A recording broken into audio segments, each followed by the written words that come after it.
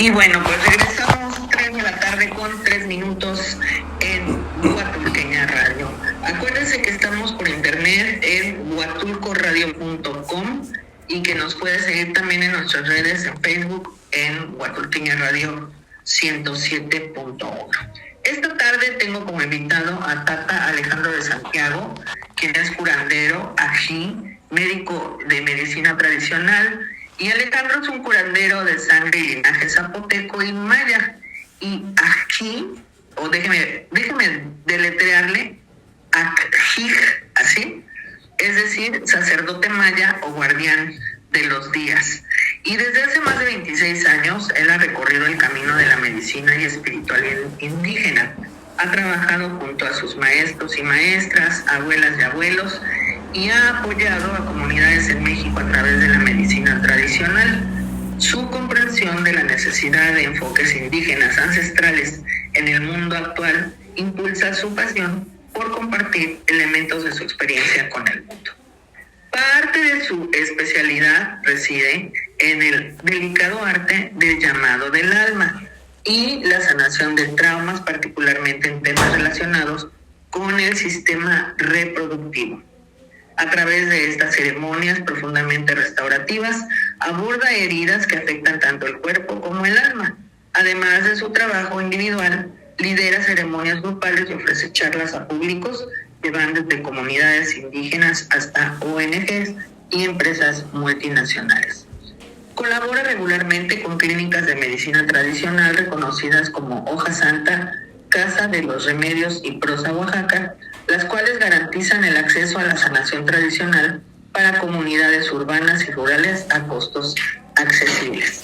También cursó estudios en el Centro de Estudios Arqueoastronómicos, avalado por la ENA, con un enfoque en el calendario de Anáhuac como eje cultural y religioso e espiritual de las culturas originarias. Durante décadas ha trabajado en la difusión del conocimiento, medicina y cultura indígena a través de diversos proyectos con instituciones como Fundación Donde, Festival Cumbre Tajín, PUIC UNAM, Universidad Nacional Autónoma de México, Fundación Justicia y Género.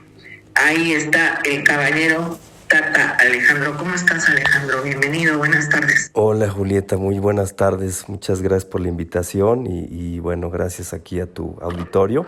El tema que propusiste interesantísimo. ¿Por qué creemos que el cuerpo es pecado? ¿Por qué seguimos sufriendo con esta creencia y de dónde nos viene?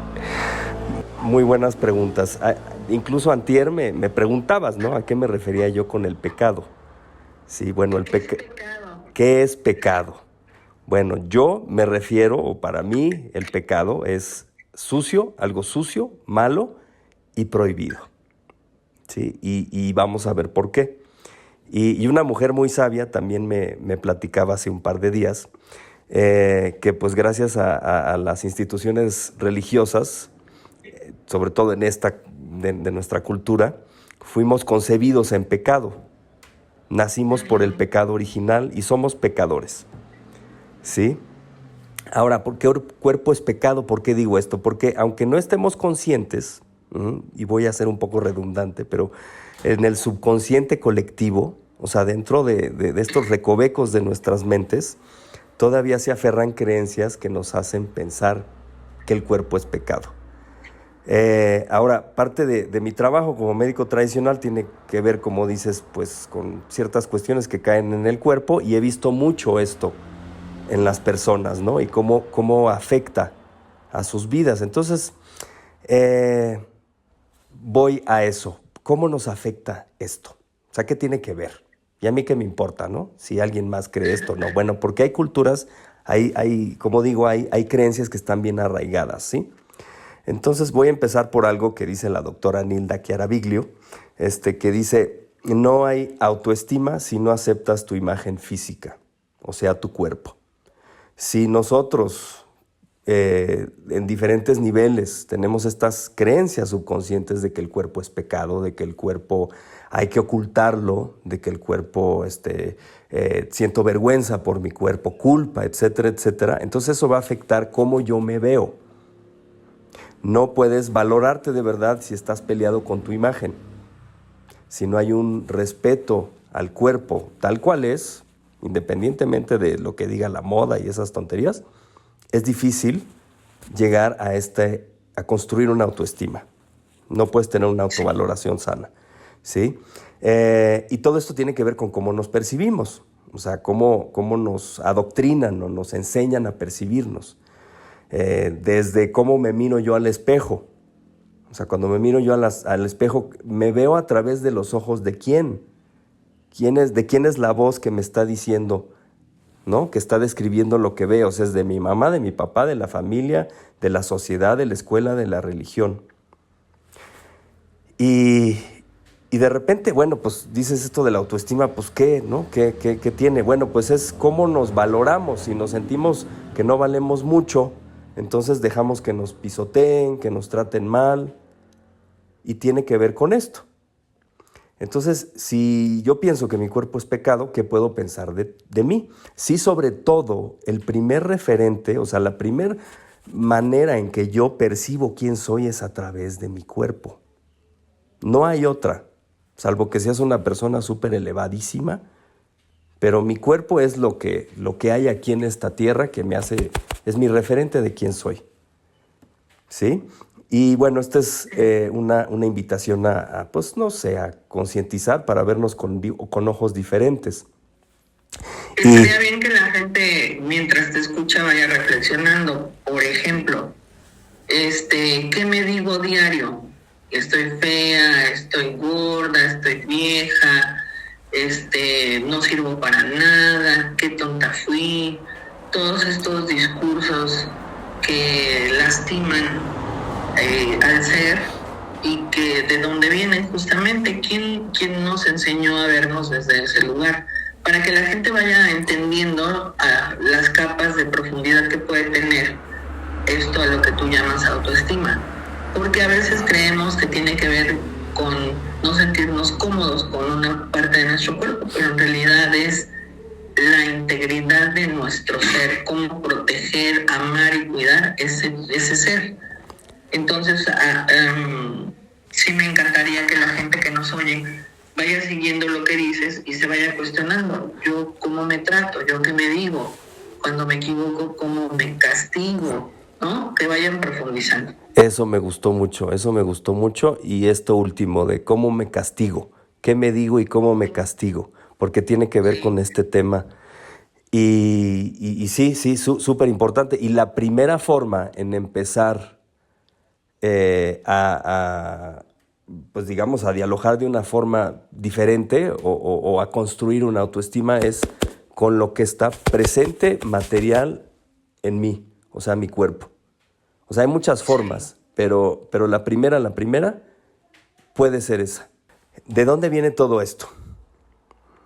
Porque viene de lugares muy, muy, muy, muy, muy oscuros. Y algunas de estas cosas, las primeras veces que yo lo escuché, me causaron gran sorpresa, me causaron miedo, me causaron risa y me causaron mucho enojo. Bueno, lo que voy a decir aquí, y esto es importante aclararlo, no tiene que ver con ninguna fe, no tiene que ver con una espiritualidad, sino esto es como para ejemplificar cómo cuando ciertas mentes muy perturbadas que se encajan en lugares de poder y de control pueden modificar toda una cultura por miles y miles y miles de años. O bueno, no sé si miles y miles, pero por cientos de años. Digamos que es el origen histórico de la historia de terror. El origen histórico de la historia de terror. Está muy bueno ese título. Ok, entonces, los primeros cristianos veían al cuerpo y a la naturaleza como algo sagrado. Si les suena familiar, los pueblos originarios, los pueblos indígenas, también ven a la naturaleza y todo lo que viene de ella, o sea, nuestros cuerpos, como algo sagrado. Y, dicho esto, por ahí del siglo IV, en el siglo IV, estaba una rama de la iglesia, ¿sí? Porque ves que digo, los primeros cristianos no piensan como esta rama de la iglesia que voy a mencionar, Esta rama de la iglesia se llamaban los monacos. Y estos monacos tenían una cruzada, por diferentes cuestiones históricas que no vamos a platicar ahorita, pero una cruzada en contra del paganismo, de todo lo pagano. O sea, los paganos eran los pueblos romanos, griegos e indígenas de toda Europa y del Medio Oriente. O sea, todo lo pagano, todo lo que no era judio-cristiano era pagano, ¿ok? Originario, indígena. Entonces tenían una batalla contra los paganos, primero porque querían consolidarse como la única religión, el único intermediario entre lo sagrado y el ser humano. Y entonces, ¿qué pasa? Que en el siglo IV aparece un emperador romano católico de nombre Teodosio, y este hombre Teodosio pues era súper brillante, ¿verdad? Y él, junto con Justiniano, que apareció un par de siglos después, hicieron estas catástrofes del terror. Entonces dijeron, bueno, ¿qué vamos a hacer? Tenemos a los paganos, que por cierto pagano viene de paganus, que significa aquella persona que ama y aprecia al campo o la naturaleza, ¿ok? Y bueno, pues el pagano, los paganos, así como las culturas originarias, pues tenían un gran aprecio por el cuerpo y por la naturaleza, ¿ok? Entonces, ¿qué vamos a hacer? Nosotros los monacos y yo, emperador Teodosio, ¿qué vamos a hacer para destruir a los paganos? Bueno, pues vamos a quitarle a la gente su vínculo, ¿con qué? Con la naturaleza. Con la naturaleza. Y empezaron esto, pues promoviendo leyes que si no las seguías, te daban cuello.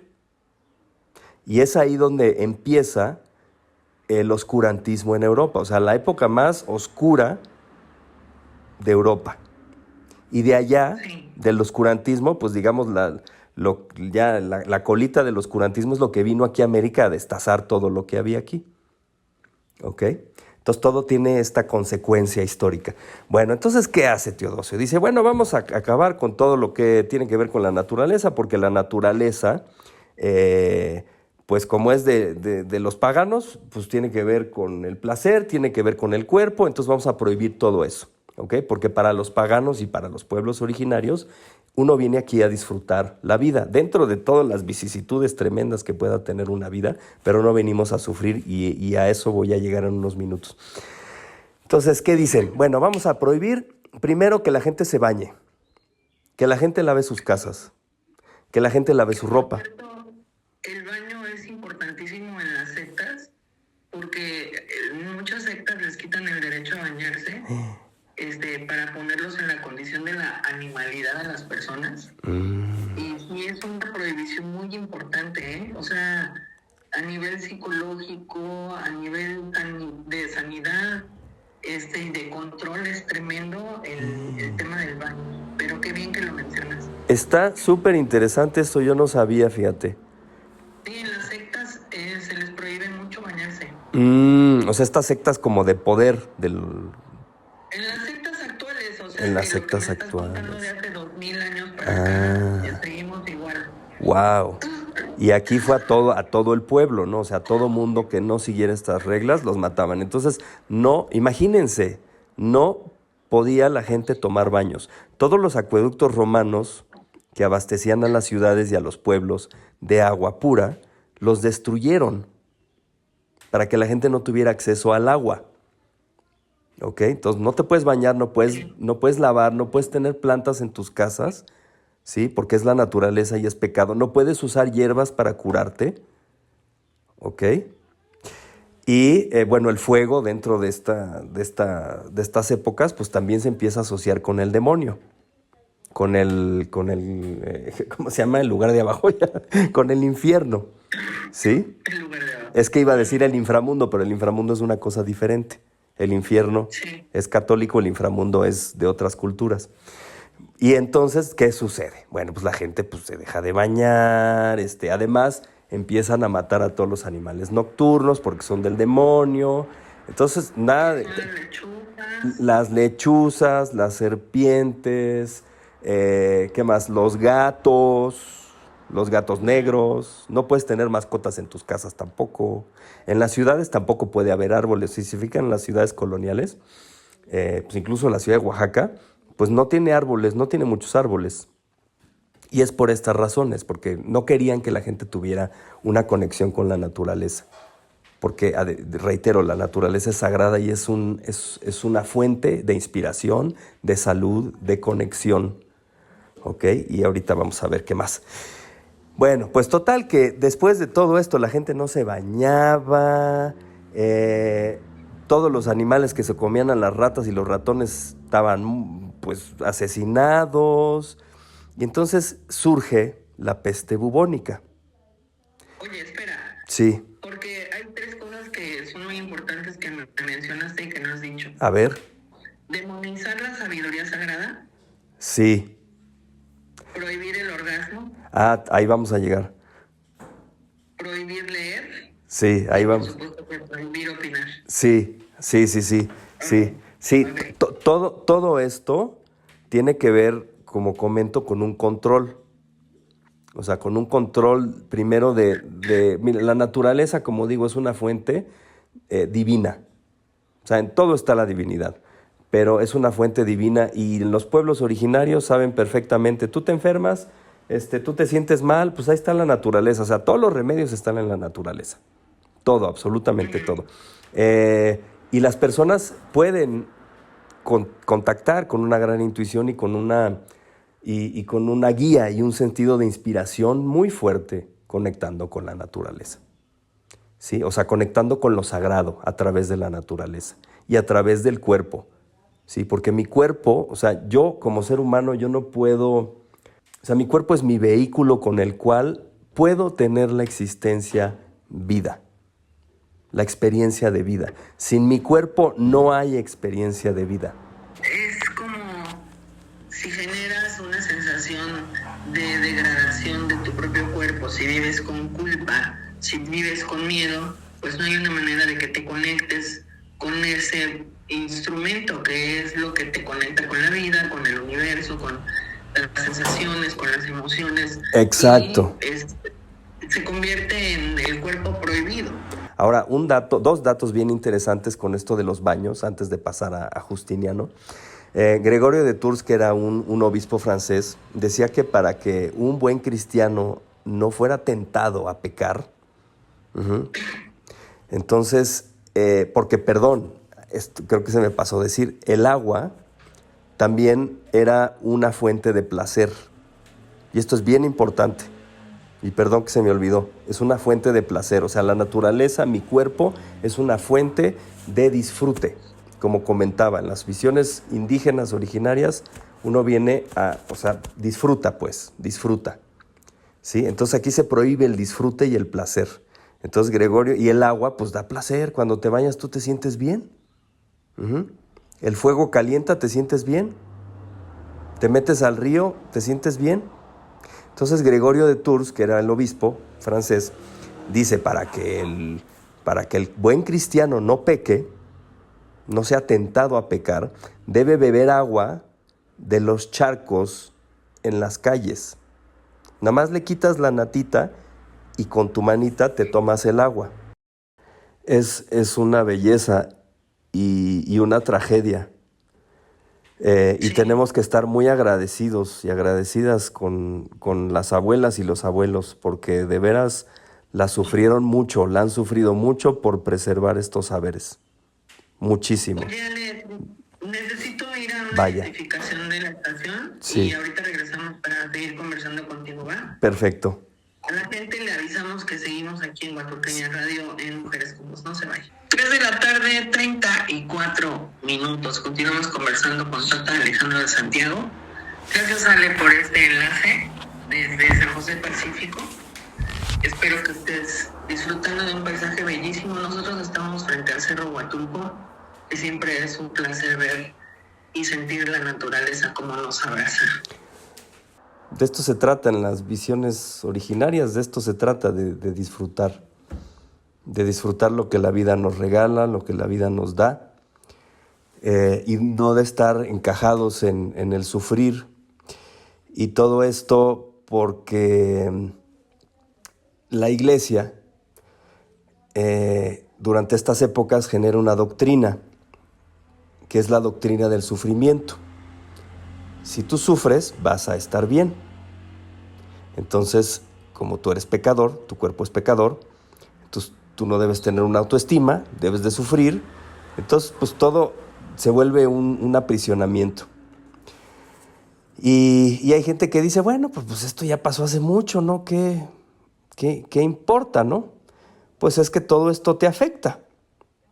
Todo esto te afecta con lo que dijimos de cómo te ves, cómo te percibes, etcétera, etcétera. Y bueno, todo esto mientras sucedía en Europa, que por cierto, nada más para entender el contexto,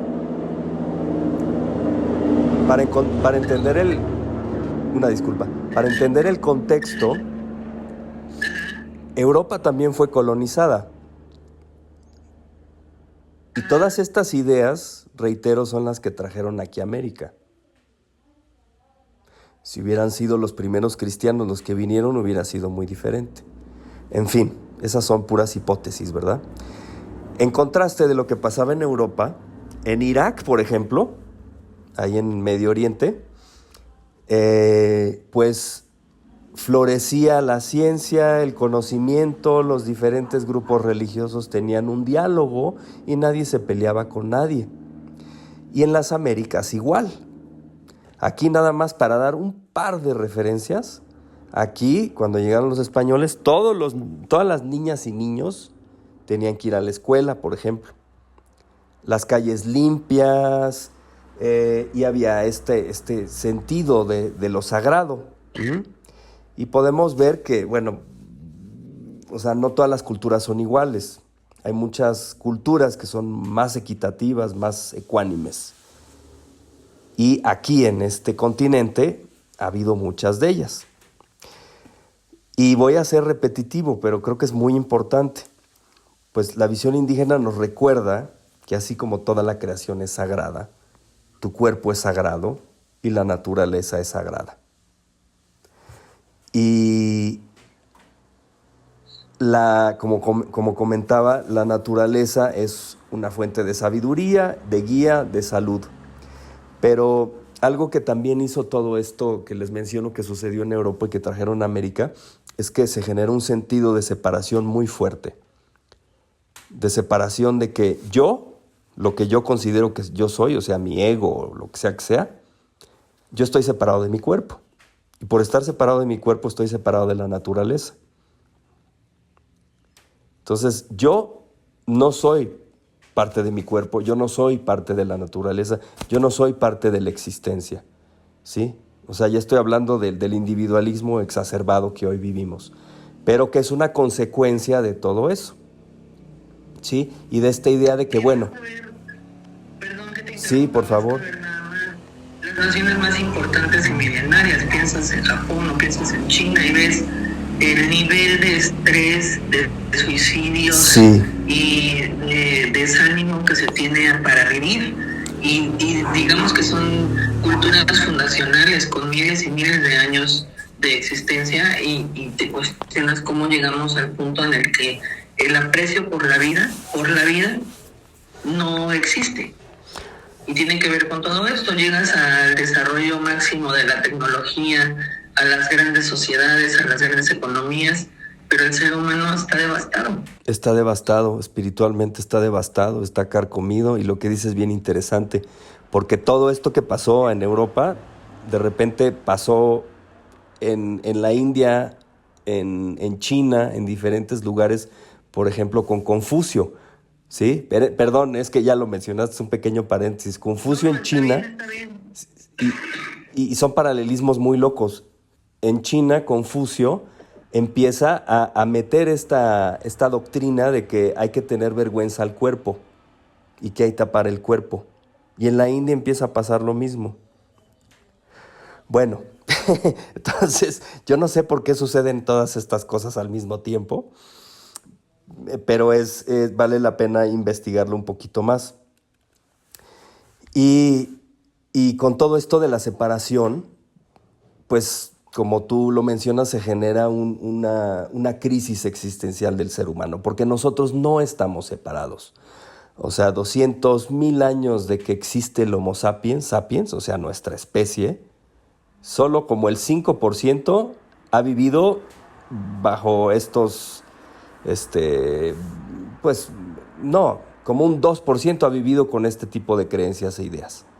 Lo demás siempre ha estado totalmente unido y se ha sentido unido a la naturaleza y a la existencia, o sea, al propio palpitar del universo. Y esto no es metafórico y ahorita vamos a ver por qué.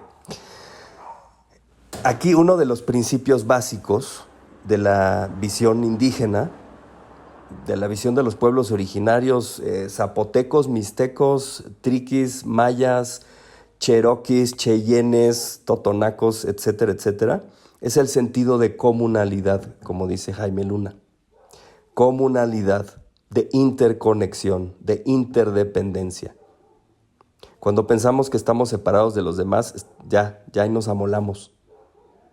Entonces estas ideas también de la cultura de que la naturaleza hay que acabarla porque nos va a acabar a nosotros, ¿sí? Entonces, mi ego piensa que está separado de mi cuerpo, entonces está separado de la naturaleza, y esto nos lleva a tener un desdén por el cuerpo y la naturaleza y todo lo que vive. Entonces, nada está separado. Cuando yo entiendo esto, no solamente lo entiendo, lo vivo, porque en la visión indígena todo es de vivir las cosas, todo es práctico. Si es una filosofía aquí rebuscada que nada más se queda en las mentes de las personas y suena bonito, no sirve. Todo tiene que ser práctico. Cuando yo tengo este sentido de interconexión, de que soy un individuo único o única, con habilidades únicas dentro del gran colectivo de la naturaleza, de la vida, entonces, y esto es bien importante, me siento sostenido.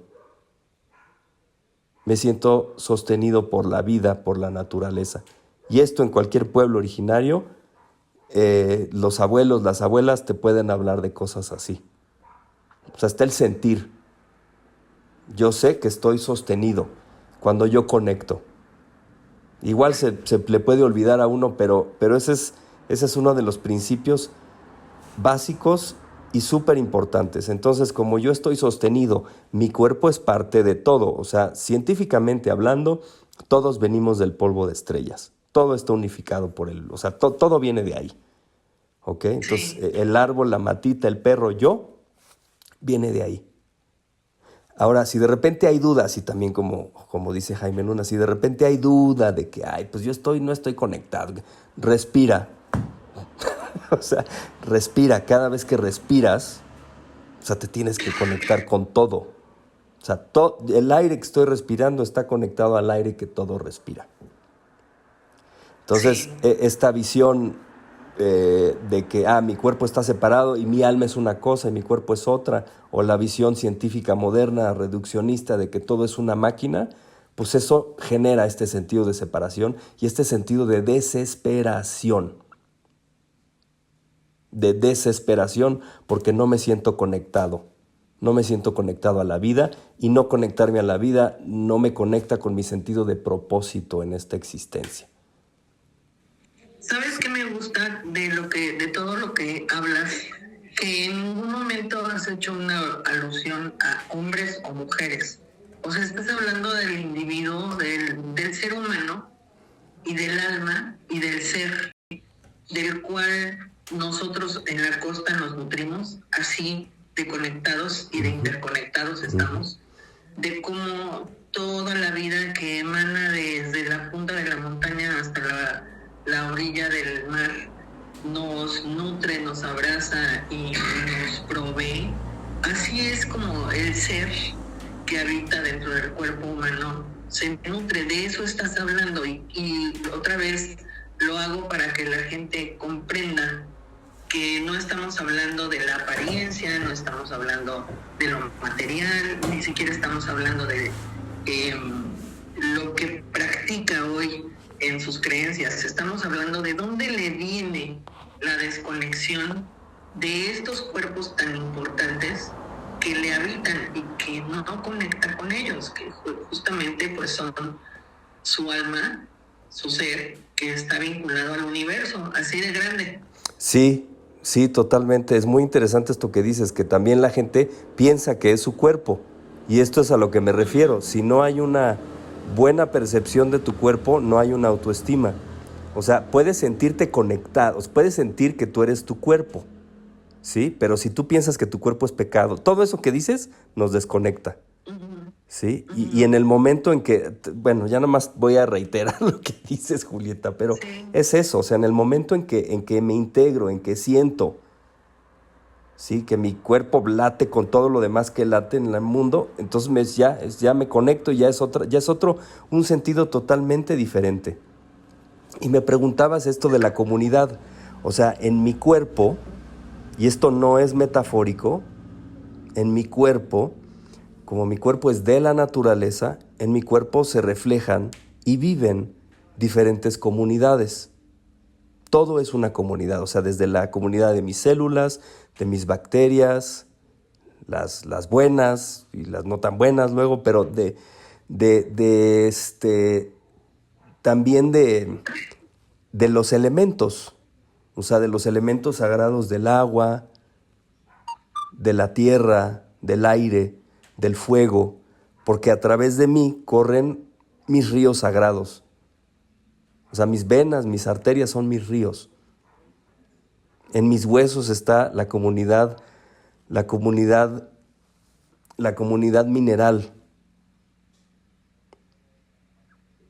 Y está la sabiduría de la comunidad mineral, está la sabiduría del agua, está la sabiduría del fuego. Y en una comunidad indígena esto es normal y común. Sí.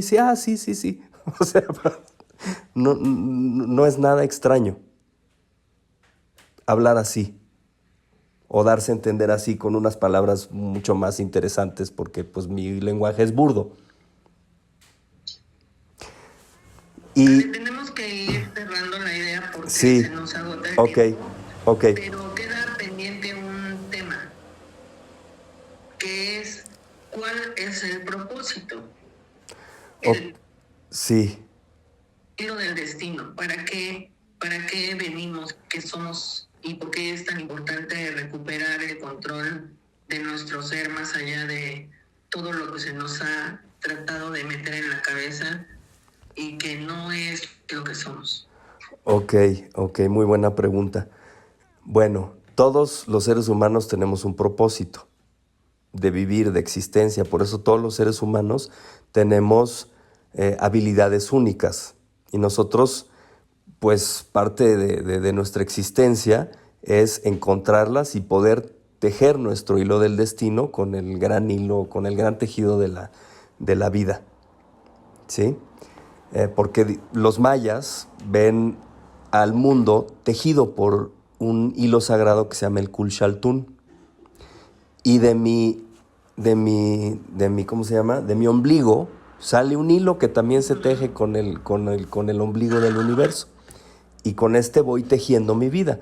¿Y por qué es importante? Bueno, todo esto tiene que ver con el sentido de propósito, tiene que ver con el sentirme bien y de disfrutar mi vida, porque todas mis habilidades que la vida me ha dado me van a dar un sentido de gusto, me van a gustar, me van a dar un disfrute, las voy a disfrutar. Aunque a veces pues, hay altibajos, pero generalmente Julieta es una comunicadora y Julieta ha disfrutado ser comunicadora. Independientemente de dónde estés, o sea, puede ser que a ti te gusta, o sea, tú tienes una mano perfecta para trabajar la milpa, pues qué bendición. Tu hermano no, pero tiene una buena mano para trabajar los animales, o para construir, o para hablar.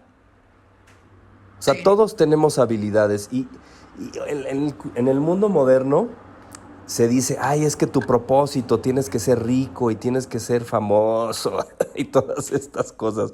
El dinero, bendito sea Dios, cuando hay es una maravilla. Qué bueno que haya abundancia, prosperidad para todo mundo, pero esa es parte del propósito.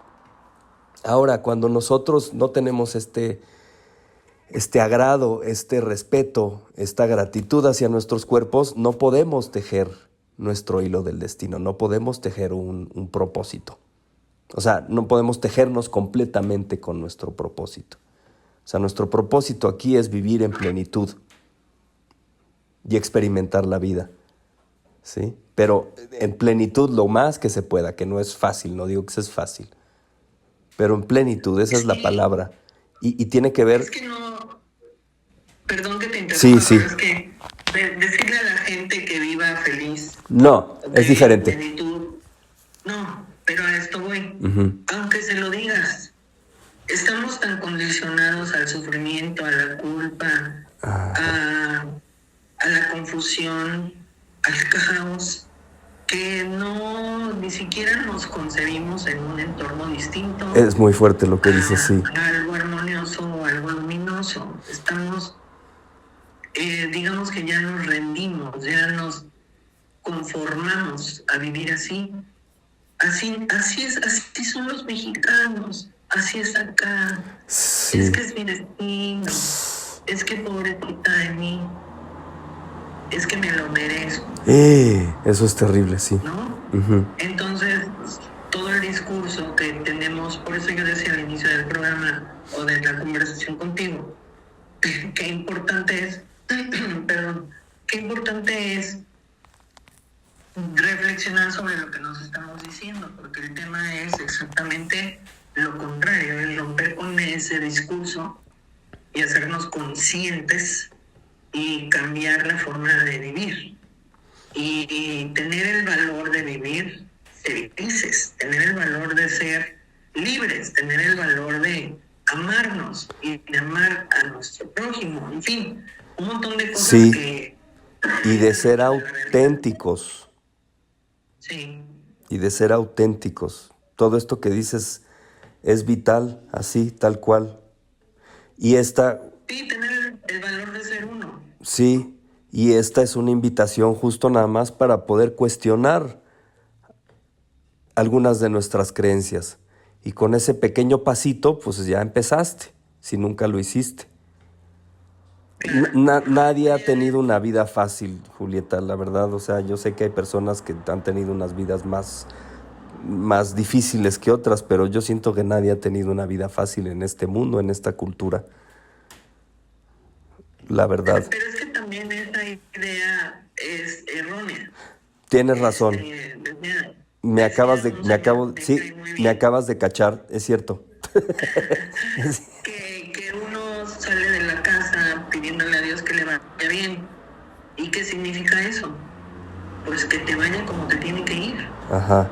No que te vaya como te conviene que te vaya o como te imaginas que sería que te vaya. Sí. O sea, la vida es lo que es. Y claro, uno construye su día a día, pero dejar esta parte al azar y decir, pues, que me vaya bien porque algo me superprotege, en lugar de soy consciente, me hago responsable, tomo decisiones, tomo acciones, etcétera, es una forma distinta de relacionarte con el propio cuidado del entorno, que es lo que tú decías. El entorno te sostiene siempre, pero conéctate con él. Exacto. No nada más de que te sostenga, porque entonces, ¿qué sostiene? Pues tiene que sostener la voluntad, la intención, el propósito, la integridad, la convicción, y todo eso se construye. Todo se construye.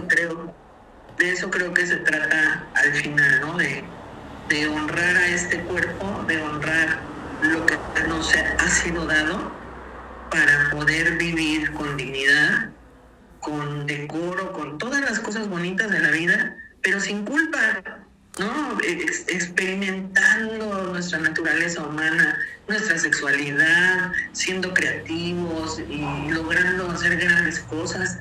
Todo eso se vale, o sea, ¿por qué tenemos miedo de crecer, de hacer, de explorar? ¿Quién nos dijo que no podíamos? Sí, déjame comentar algo importante.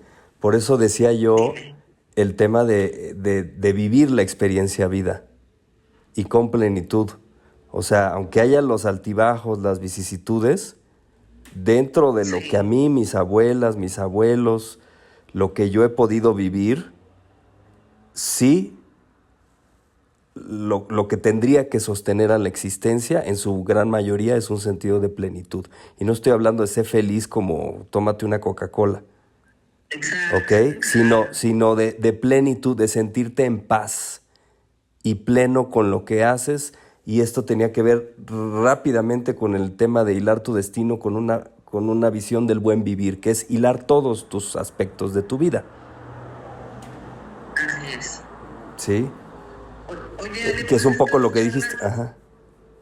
perdón, estas charlas se repetirán, espero, Sí, muy pronto, pero hoy nos tenemos que ir porque la siguiente hora tengo una invitada. por Pero supuesto. te quiero agradecer esta hora, esta conversación, las horas previas de trabajo que hicimos para llegar a este tema y agradecerte tu paciencia y tu tiempo. Gracias a ti, Yulichina. Y nada más eso que dijiste de que hay que ser responsables de nuestras vidas, ¿sí?